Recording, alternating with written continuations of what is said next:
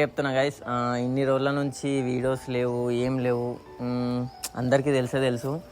So literally చెప్పాలంటే దాని ఇంకలా చాలా బాధ అయితే ఉంది. సో 3 months నుంచి నాకు వీడియోకి అనేది స్ట్రైక్ పడ్డది. సో 2 వీడియోస్కి అంటే లైక్ కంటిన్యూగా స్ట్రైక్ వచ్చేసింది. అంటే సడన్గా ఇట్లా కావడం వల్ల నిజంగా చెప్తున్నా, మైండ్ అయితే అస్సలు వర్క్ కూడా చేయలేదు తెలుసా నాకు. ఫైనల్లీ ఈరోజు వీడియో చేయడానికి కారణం కూడా ఏంటంటే, నా స్ట్రైక్ అనేది ఈ రోజుకి అన్నీ క్లియర్ అయిపోయినాయి. సో చలో మనమైతే ఇంట్రడ్యూస్ చేస్తాము మా టీంని, చూడరు అప్పటిదాకా.